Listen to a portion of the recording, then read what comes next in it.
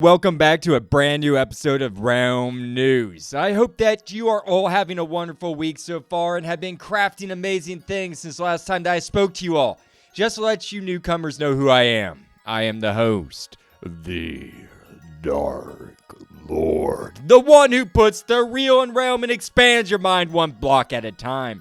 I am pleased to be here today to present another uniquely fascinating topic. This object has been around in human history for millennia, and in Minecraft for only a handful of years. It is made of gold and is found in every natural village. One can argue, as I have in the past, that this signifies the center of commerce. It alerts the villagers of enemies. I am talking about the bell. In today's episode, after pull time, I would like to take you on a journey back in time into our real history of bell making by explaining to you the history, use, and modern use of bells today. Then I will transport you into the realm where I will dissect the Minecraft bell by explaining to you the history and use of it as well. The bell has a very long and intricate history with humans that is extremely fascinating. I think you will find the Minecraft bell to be of equal interest, if not more. Whenever you are ready, let's step into the portal and start the show.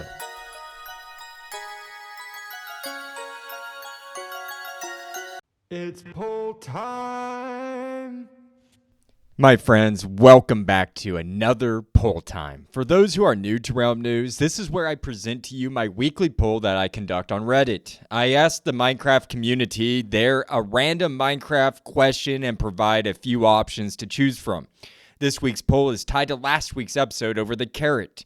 Yes, I posted this, quote, "Hello friends, I am curious, do you farm or grow carrots in Minecraft?" I'll say this, I don't eat them, I don't use them to steer pigs, I don't use them for brewing potions, and I don't eat golden carrots. However, I am curious to know if I am alone in this or if you grow them. Tell me how you use or don't use carrots. End quote.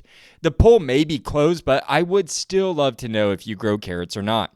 Reach me at bio.link/realmnews, where all my links are located. Drop me a comment, DM, or an email right there, and I'll get back to you. Let's move along. This poll had a good turnout. It received a total of 53 votes. I'd love to see that amount. Go vote, my friends, and let's get it up to 100 or more. We haven't had one of those for a while. I also received quite a few comments that I will read off after I announce the results. I provided two binary options to pick from. Yes, I grow them. No, I don't grow them. Simple. We? Yes. The loser of this week's poll is the quote-unquote no, I don't grow them group with 14 votes altogether, or 26.4% of the pie. As I've already stated, I fall into this category. I will go ahead and tell you why. I don't personally grow carrots, and it's really simple. Beef. One word, beef. I have several beef cookers around my kingdom, and I am plush with beef. That's all I eat. Well, until recently, I started to pack a couple of other goodies in my bundle, such as my Realm's national dish, pumpkin pie. I have also been known to pack baked potatoes in there as well. Carrots only yield 3 health points when ingested by a player. Pumpkin pie provides 4 health points, one additional health point compared to a carrot. And baked potatoes provide an astonishing 500 points of health. I forget that they're that hardy of a food. The point I'm trying to make is that I really have no reason to grow carrots when I'm already brimming with food. And there is something that just keeps me from wasting gold on apples and carrots. Those are my reasons for not using carrots. Let's now move on to the winner this week, which is the quote-unquote yes, I grow them group, who earned 39 votes or 73% of the share. It is unanimous that people love to grow carrots, and I have to say that this makes me very happy. I know that I voted for the no group. No, I don't grow them, but I like to see all items in Minecraft get used. I imagine people are using them for breeding rabbits, mules, and pigs. They are probably making golden carrots as well. I am just too cheap to do so. Let's read off some comments and find out some people's thoughts on growing carrots. Let's start with a familiar face to Realm News. You've heard him before on this show. I'm talking about Nightsteak. They say, quote, I've only ever needed them while transporting rare pigs for display in my museum. A couple of pig stacks as well as an invisible pig and an immortal one. That being said, I think the carrot on a stick feature is a lot of fun, but they should make pigs move faster with it to make them a serious alternative to horses or camels, end quote. Rare pigs indeed, I say. If you recall when I interviewed Nightsteak on his museum, then you would know all about the stack of pigs he has come across. It's hilarious. However, he didn't mention the invisible pig nor the immortal one on the show. Those sound very intriguing. One day I will buy Java so I can come visit your museum and so I can play Mindblock's SMP Gaia's Riddle. I have yet to try the carrot on a stick while riding a pig, as you all know, but I do like his idea of making them faster. We should have a viable terrestrial option for the horse and camel, in my opinion. Thank you, Nightsteak, for another great comment. I always enjoy them. Next, I have another familiar commenter who has been crafting amazing comments since the start of Realm News. I'm talking about apprehensive_hat 8986. They say, quote, always I set up manual farms for every crop, like Minecraft fishing. The experience kind of zen. Carrots are to eat, trade, use on farm mobs, ride pigs, compost, and gold foil them. I don't recall making a potion, but if it's in 1.16, I've done it. I also presently have an auto harvesting farm that is 10 plus stacks to plant. So when I suddenly need it, I can get a lot of basic crops. Since I don't need it, it all goes to an auto sorter. Smiley face. Despite all that, still the smile garden in front of our old base gets tended regularly. Another face, end quote. First off, I love the term, quote unquote, gold foil them as another way to infer to golden carrots. It struck me. It was just a cool way to put it. Secondly, I would have to agree with you that there's something zen to raising digital crops and fishing as well. I remember that comment you made on the fishing episode. I believe the potion of night vision uses the golden carrot to craft it as well. Your auto harvester sounds pretty efficient. 10 plus stacks is wild. I have never made an auto farm or for crops. That is something that I should look into, and that's something I'll probably do. I can also relate to the small garden. I have a few of those scattered around my kingdom, and they are always near a house of mine that I hold dear. Apprehensive_hat 8986. Thank you again for your comment. I always appreciate your comments. Now, moving on. Our next commenter comes from a person named Rusted Russ who says, quote, I usually have a garden for all the basic crops just in case I need them for some reason, end quote. Spoken like a true survivalist, Rusted Russ. I like the way you think. You never know what mobs you will be wanting to breed in the future. Plus, having a varied diet is always a healthy and wise decision in surviving the overworld apocalypse. Thank you, Rusted Russ, for your comment. I'll be looking for more of your comments in future polls. My next comment comes from a fellow called Pancake. They say, quote, I planted some in my main world back in like 2020 for decoration. I only really harvest them for leveling up farmer villagers because I mainly eat golden carrots I get from villagers, end quote. That's a great comment. I didn't think about the aesthetic value of carrot crops until Pancake mentioned their use of them for decor in their 2020 world. Like pumpkins, I think carrots do look really pleasing as a crop. I know they are not as prominent as the pumpkin visually, but how their carrot tops stick out of the ground when they are fully matured looks very rustic.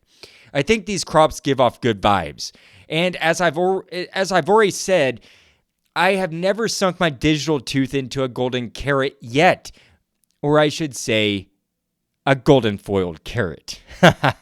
Thank you, Pancake, for that awesome comment. Please keep leaving them at Realm News' weekly polls. I really appreciate it. I'll be looking out for them. Next comment is from an Aramosa. Aramosa says, quote, I used to grow them. I had a villager farm carrots for me, but that broke at some point. Now, if I need them, I just trade for them from my farmers in the villager trading hall. I also eat golden carrots pretty much exclusively, end quote. Gosh, I must be the only Minecraft player to not eat golden carrots. Truly, I feel like every comment reflects that people grow carrots just for making them into golden carrots. I have some very wealthy commenters on the show, I guess. Pass along some of that gold to your host, the Dark Lord. I am trying to think if I have a farmer who farms carrots in my world. I want to say that I do, but I can't think of one off the top of my head. I know I have your typical wheat farmer. I know I have a couple beet farmers. Surely I have a carrot farmer somewhere in my realm of 40 plus cities. Anyways, thank you, Hermosa, for that great comment. Please come back and drop another one for me to read on the show in the future. I have one last comment to make before we conclude poll time this week. This comment comes from a person named Felatination. They say, quote, yes, I start with a manual farm and usually leave it for aesthetics. Then I build villager, carrot, potato, identical farms, and wheat, a little different. Before the rebalance, you could trade one carrot or potato for one emerald with zombie converted villagers. So it was the main source of my emeralds. End quote. Wow. You sound like you have a serious, well-made and sound business model when it comes to trading for emeralds. I could probably learn a thing or two from you. I have personally never heard of the quote-unquote one emerald with zombie converted villagers as a way to trade for emeralds. That is just intriguing to me. Sounds like a nice and convenient way to acquire a lot of emeralds on the cheap. Nice strategy, my friend. I think I'll just stick with the manual farms, but I love the ingenious ways to get emeralds for carrots for such a deal. Thank you, Fellet Nation, for that comment. Keep coming back and drop those comments so I can read them on the show for future use. They're great. And I would like to say a huge thank you to everyone who participated in today's comments. As always, they were super fun and informative to read. Get out there and vote, folks. That concludes this week's poll time. I just wanted to say that. Go out there, vote, drop some comments. I'll read them off on the show. So if you want to be heard, drop me a comment. I would like to now move on to the next segment of Realm News, a segment that is called The Real, where I will be giving you just a glance into the extensive history of the bell.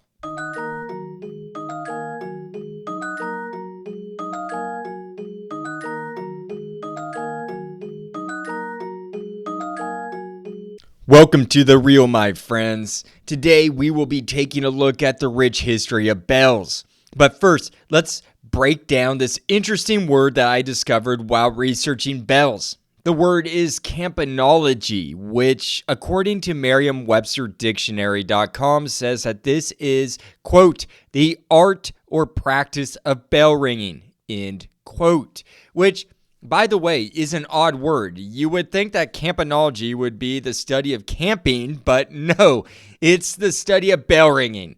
I had to break this word down.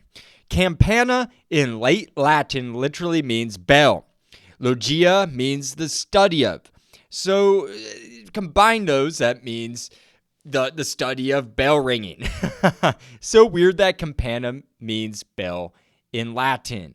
To me, it's weird to see a Latin word that has no relation in any of the two languages that I know, English and French, since they're both Latin-based languages. French typically, well, I guess English is Germanic, but French definitely Latin-based. French typically has some sort of indication to the Latin root word, but not this one, not at all. Anyways, I love learning the etymology of words, and I found that to be extremely fascinating. I'd like to go on to say that the history of the bell is very elaborate and ornate. I will not be able to cover half or a fraction of what I would like to, so I will be somewhat brief in its history.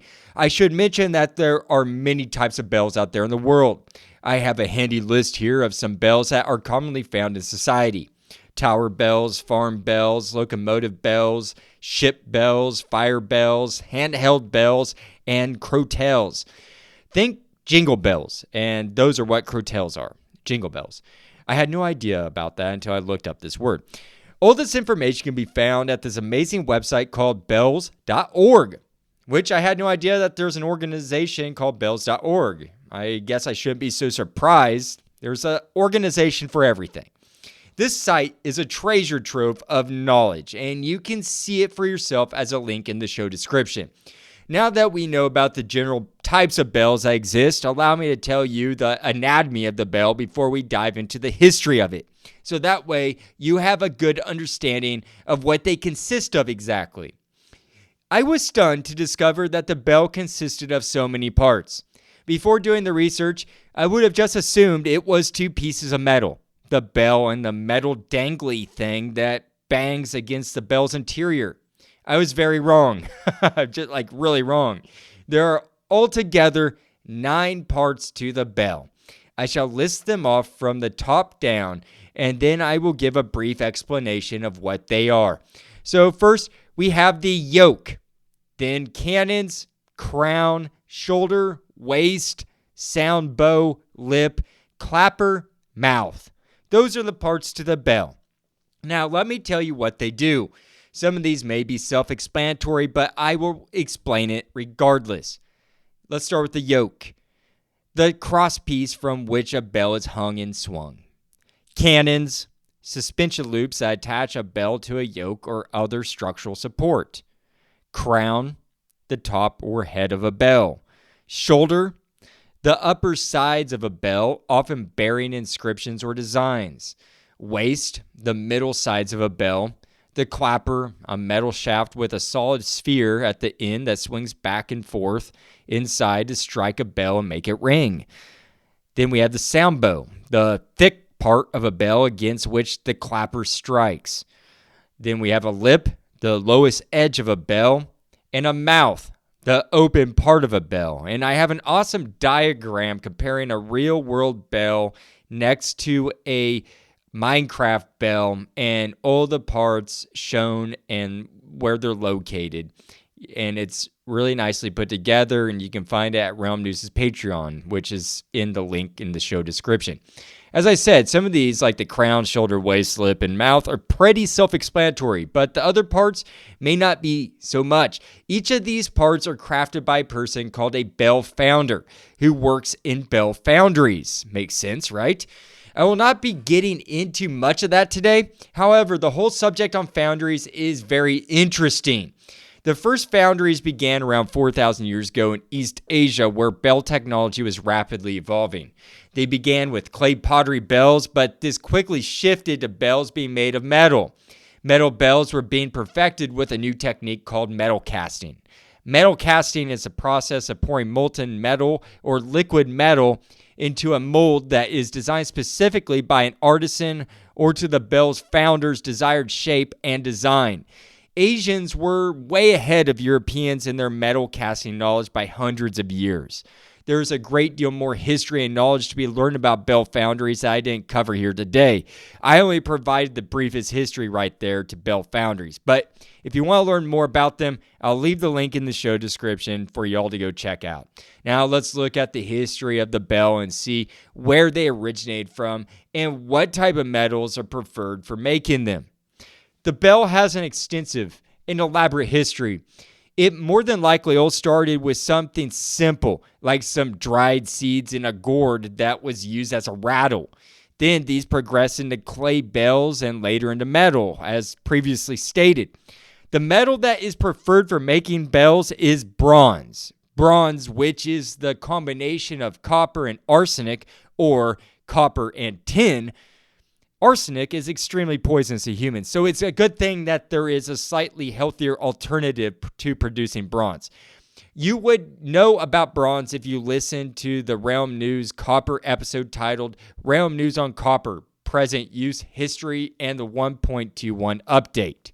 Gosh, I just got done complaining about brevity in titles the other day in an episode, and here I go making a paragraph out of an episode. I've learned since then, folks. I've learned. So give me a break. I recommend, though, going and checking that out if you're into great technological ages. That was an awesome episode to make. The Bronze Age lasted between 3200 to 600 BCE. However, this is not just any typical type of bronze. This type of bronze is called bell metal. Bell metal is a specific recipe that has been around more or less it's been about the same, more or less, for about 3,000 years since its advent, which is crazy. The perfect ratio to bell metal is 4-1, 80% copper and 20% tin. This appears to be the best ratio to make a bell ring harmoniously. This magic ratio, as the metal cools down, forms a crystal lattice arrangement which gives the bell its unique harmonious sound. If I may quote bells.org on what this 4-1 copper to tin ratio does for the bell, quote, creating a harmonious damping capacity, the bronze's ability to absorb energy, and sound velocity, which is what makes the toll of a bell and related idiophones like cymbals ripple across a neighborhood, end quote. So if you want to make a proper metal bell, then cast it in bronze, 80% copper and 20% tin. The article goes on to say that the two alloys, being copper and tin, are not particularly durable on their own, but when combined, they make a highly durable bell that has great elasticity. This elasticity is essential for the bell to have a high resonance. The high resonance helps keep the bell from cracking. Something that I found interesting about the metal of bells is that bells over a period of time will eventually and ideally develop a green patina, which will eventually coat the entire bell. This green coat is called verdigris. Verdigris is actually very important to a bell's lifespan. This beautiful teal oxidized color helps shield the bell from weathering and harmful oxidation. I thought that was just really cool to learn. Now let's move on to the earliest days of the bell. I've already heavily hinted towards the origins of the bell, but let's look a little bit closer here. Bells.org says that the bell originated in a place that I talk about very often on Realm News. I also often joke that they invented everything. Well, China is a place that can be accredited with producing the earliest known bells. They say that the bell's advent began around 5,000 years ago during the Neolithic China period. Early Chinese bell founders would make their bells a unique way. They would rivet seams together and form the bell like a cup. They would take a rock or a piece of metal and suspend it inside of the cup or bell and use it as the clapper. If you recall, the clapper is the part that hits the interior of the bell and causes it to make the ringing sound we all enjoy and expect from a bell. But it didn't take long until people started to refine the art of bell making and form bell making organizations called foundries that I mentioned earlier. Here, they tinkered with bell casting and started to perfect how to produce molds that would produce bells to their desired shape. Their earliest bells were used as a warning system to alert attacks from enemies and for communities to communicate with each other over vast distances. Bells were used to warn the community of catastrophes such as fires, raids, and those sorts of calamities. They were also used for the inverse, to celebrate weddings and other ceremonies. The ancient Greeks used bells as warning system between garrisons. Romans would hang bells around livestock in order to find them easier from wandering off, which makes me think of the classic Laughing Cow cheese brand with the cow and the bell around its neck. I don't know if you've ever had that before. It's a great cheese, though. And of course, they were used for religious and ceremonial purposes, as they are still used in those arenas today. Bells.org mentions that the book of Exodus mentions the high priest's wardrobe being all decked out in bells. This is just one example of bells being used as a form of expression through fashion, and it is common to see bells as a form of art as well. There is much more that I could say about bells. Honestly, I could make a podcast over bells and their history. Bells have been significant in human history and continue to have a great importance in our societies today. As much as I would love to keep talking about the history of bells, I would like to leave it right there today and make the transition over to the next segment of the show, the realm. So buckle up and let's get ready to go through that portal and into the realm.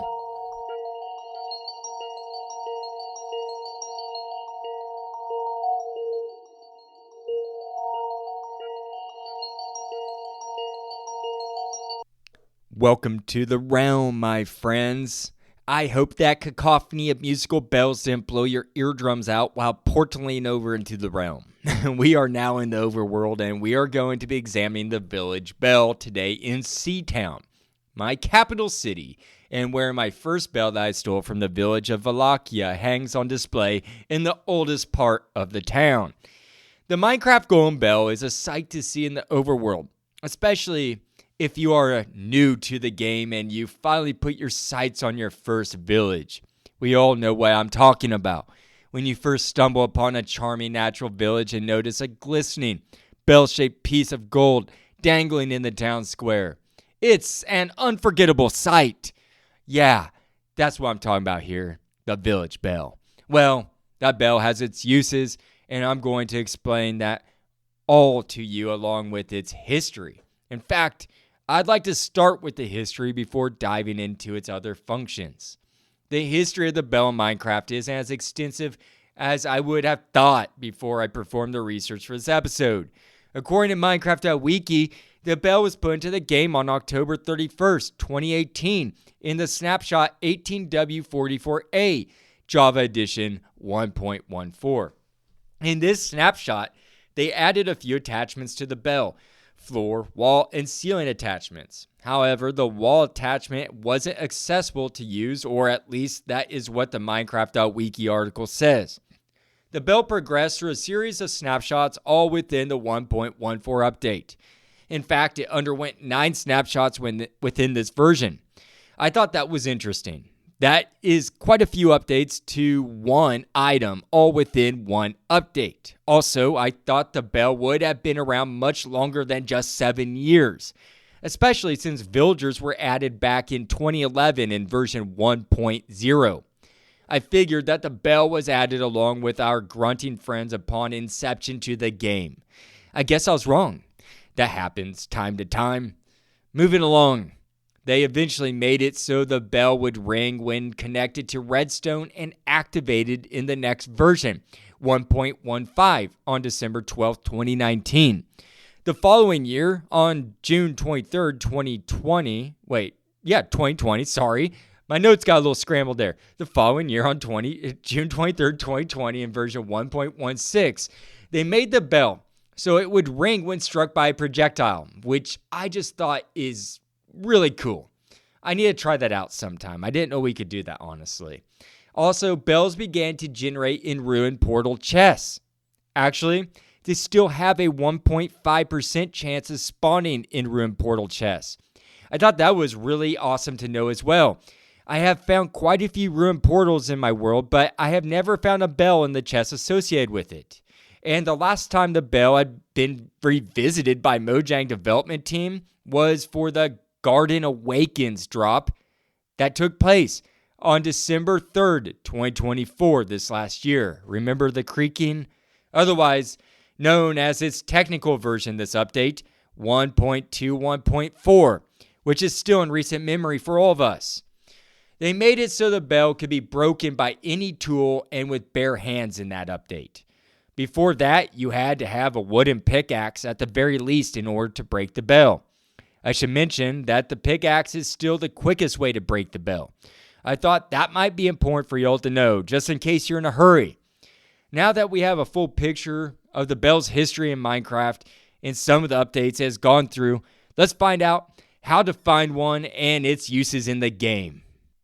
According to Minecraft.wiki, the bell is a unique item that serves as a POI, or point of interest in villages. I'll tell you this right away. The bell can't be crafted, but you're able to trade for them with villagers. I already mentioned the slim chance of finding one at a ruined portal chest, but you can also trade for them with 3 types of villagers. Allow me to list them off to you. The apprentice armor, has a 50% chance of trading one on Java Edition and 33% chance on Bedrock. The Apprentice Toolsmith has a 100% chance of having one on Java Edition and a 100% chance on Bedrock. And the Apprentice Toolsmith has the exact same statistics of 100% chance of trading a bell in both Java and on Bedrock editions.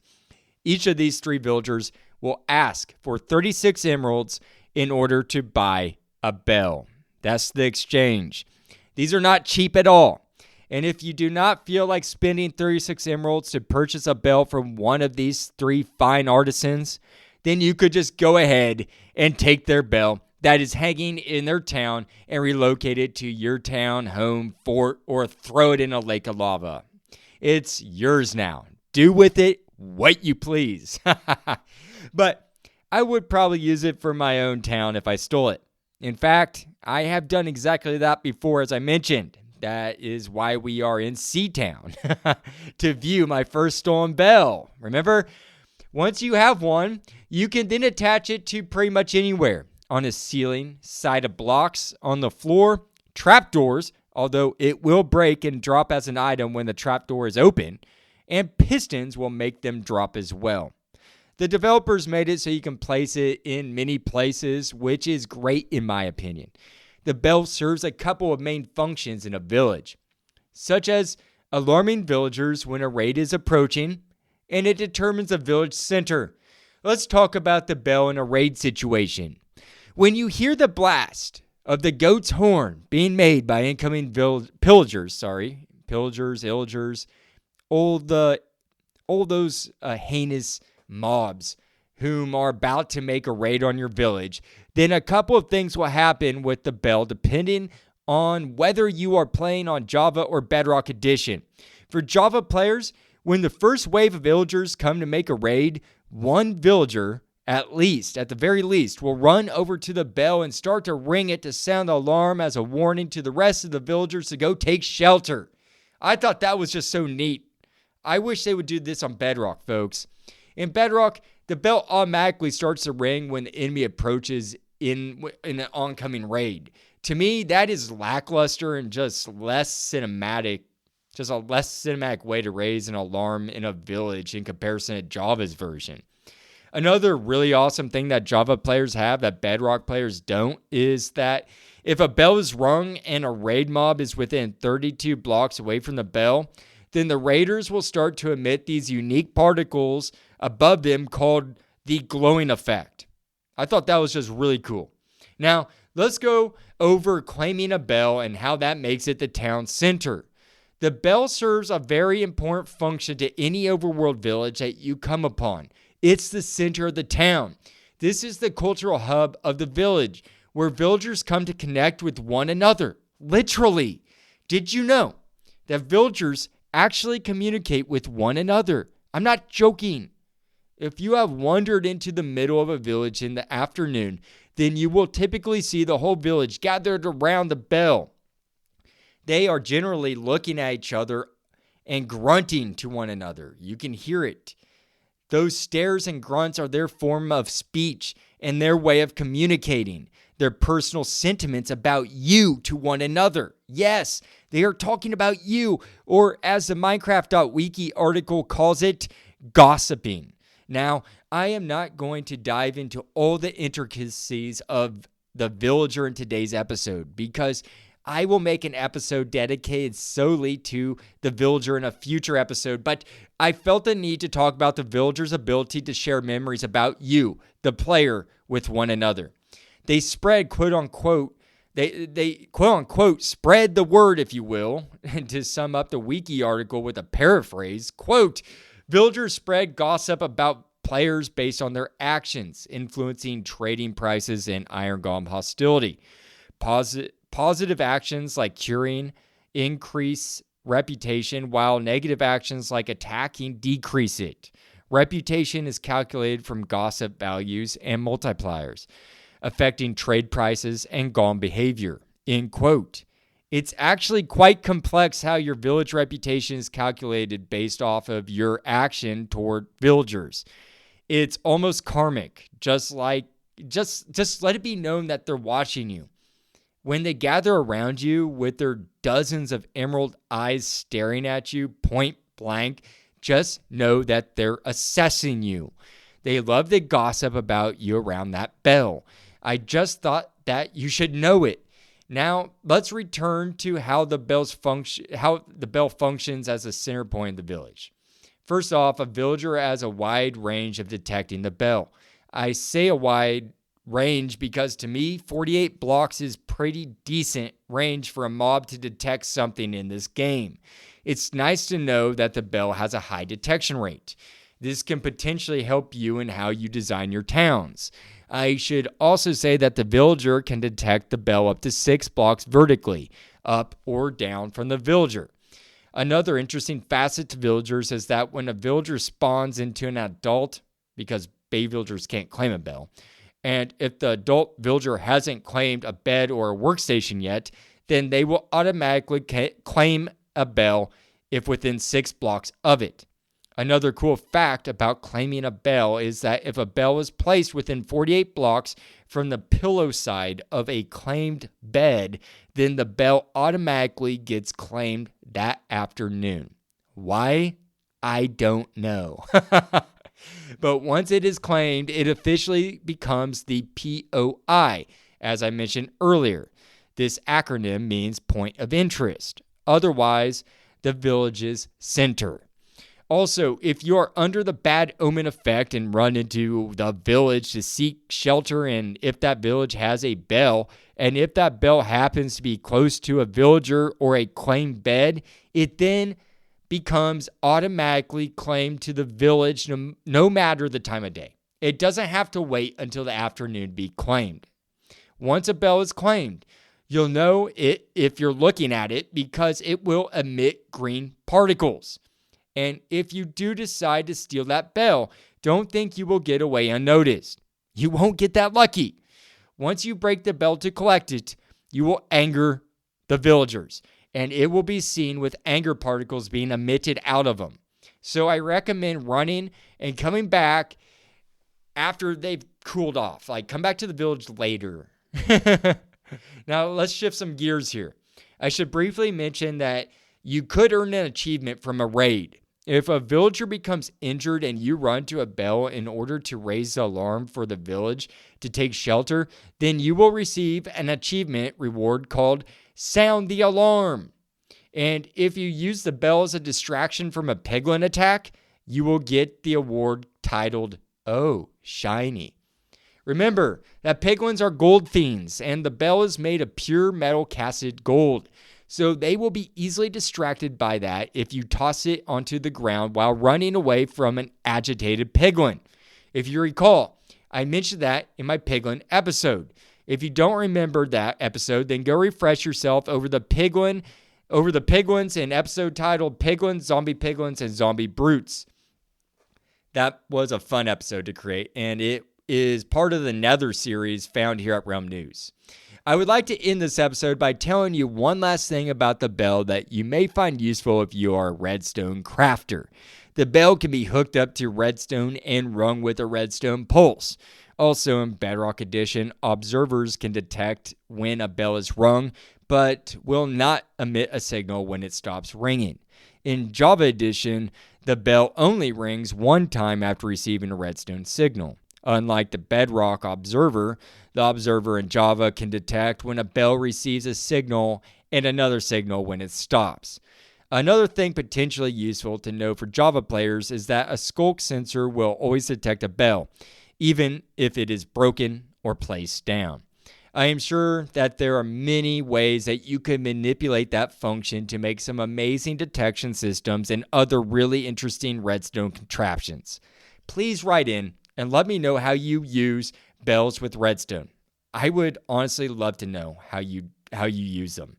With that said, my friends, that is all I have for today's episode over the bell.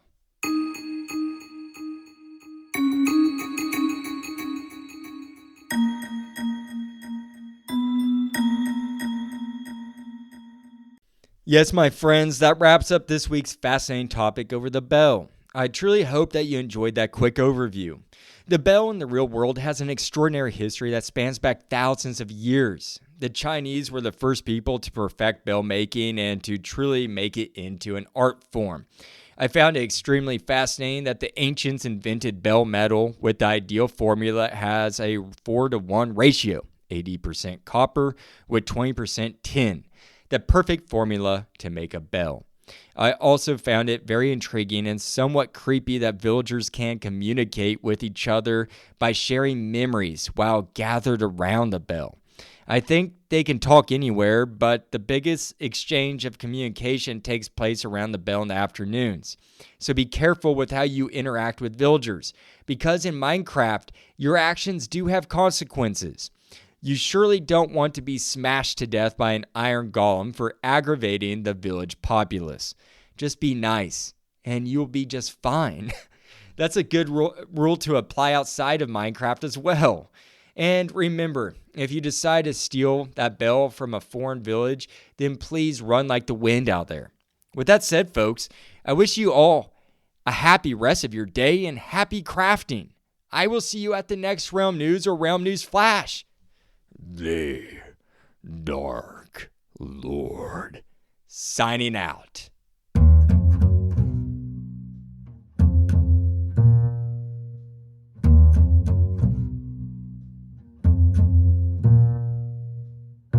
Hey, Realm News fans, it's your host, the Dark Lord. The one who puts the real in Realm and expands your mind one block at a time. I'm here to tell you that your support means everything. Spread the word by telling friends, liking, and commenting on Spotify or GoodPods. Find me on X, Blue Sky, Reddit, or via email at bio.link/realmnews. For more content, join my Patreon at the Copper, Diamond, or VIP tiers for early episodes, bonus content, newsletters, and ebooks. Find out more at bio.link/realmnews. No pressure though, just keep listening, liking, and sharing. That's more than enough. Happy crafting, and see you at the next Realm News.